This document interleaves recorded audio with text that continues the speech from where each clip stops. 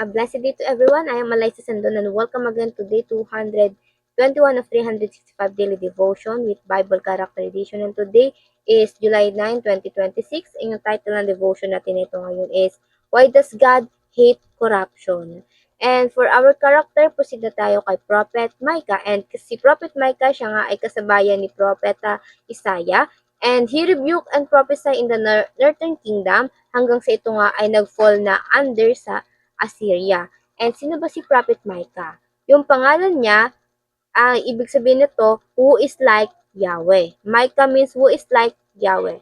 And he prophesied in Judah, especially in Jerusalem and Samaria.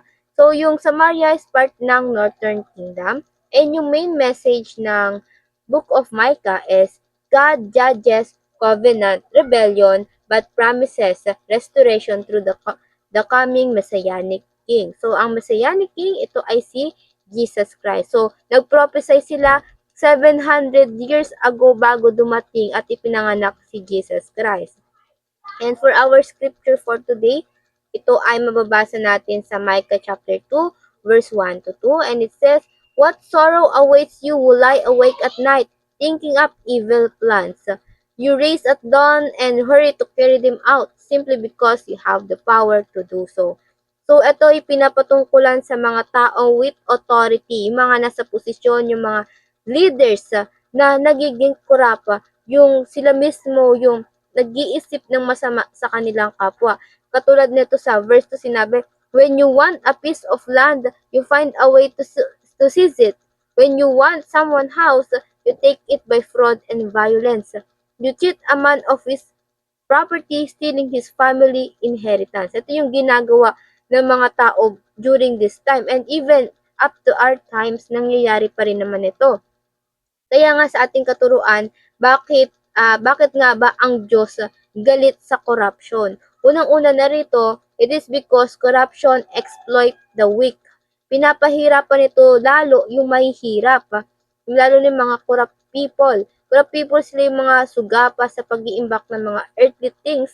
But again, those things, yung wealth, yung property or whatsoever na nakukuha nila, hindi nila madadala yun after this physical or their physical body die. So kung ngayon nagpapakasaya sila sa mga pangungurakot nila, yung eternal death inaantay na sila. And corruption, pangalawang dahilan is yung corruption twists God's justice. Tandaan natin, may standard ang Diyos, may hustisya rin ang Diyos. Pero yung mga corrupt people, sila ay binabaluktot yung hustisyang ito. The problem in the time of this kingdom, up until now again, yung mga may authority, sila yung nangunguna sa paggawa ng mali. Sa chapter 3 ng Micah, verse 3, You who hate the good and love the evil.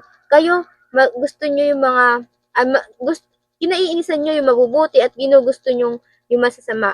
Galit, ito yung mga ibig sabihin to, galit sila sa mga tao matutuwid dahil kinokontra na matutuwid itong masasama.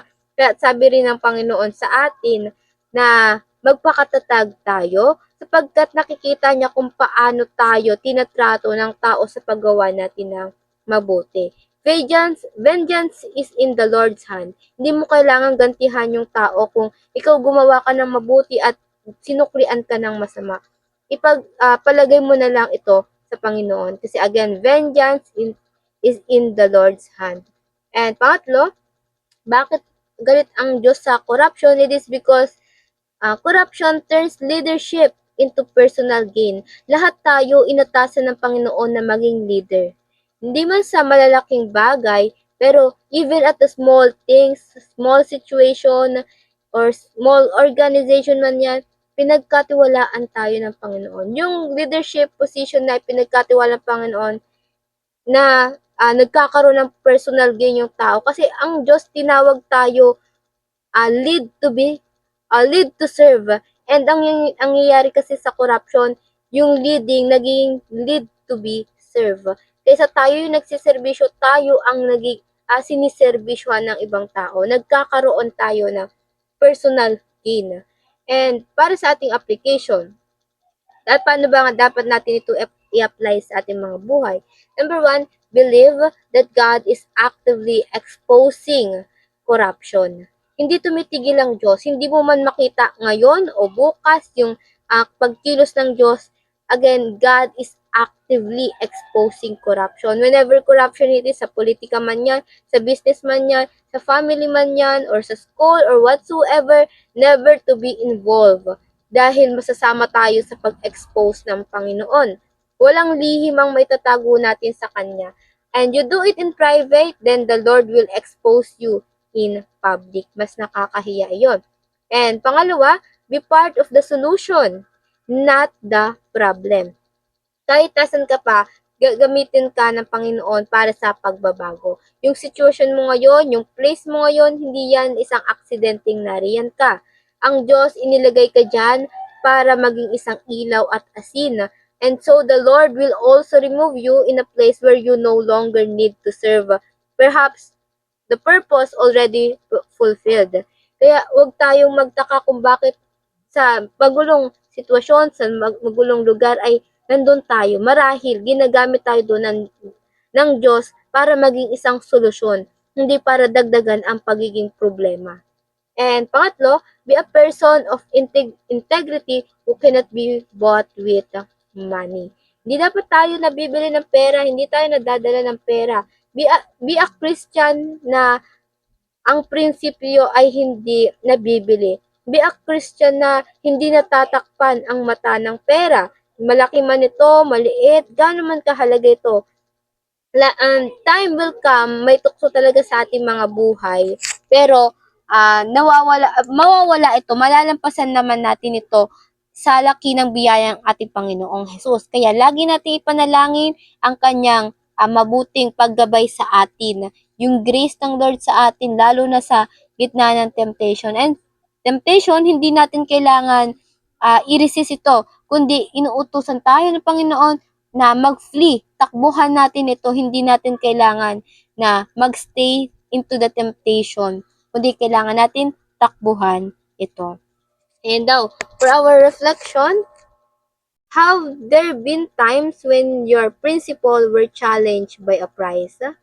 And yun lang po for our teaching, application, and reflection. And before we finally end this devotion, let's have a short closing prayer. And let's pray, everybody.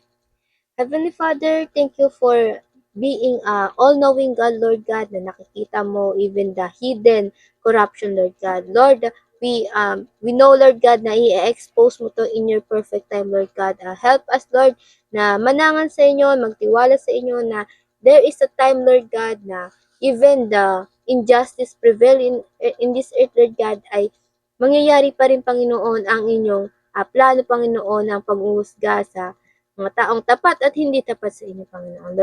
Lord God, help our heart, Lord God, not to compromise in everything na temptation dito sa mundo, Panginoon. Yung pera, Panginoon, naway lagi namin matagpuan ang inyong kalinga, Panginoon, at pagpapaalala sa amin, Panginoon, na higit kayo sa lahat ng bagay dito sa mundo, Panginoon.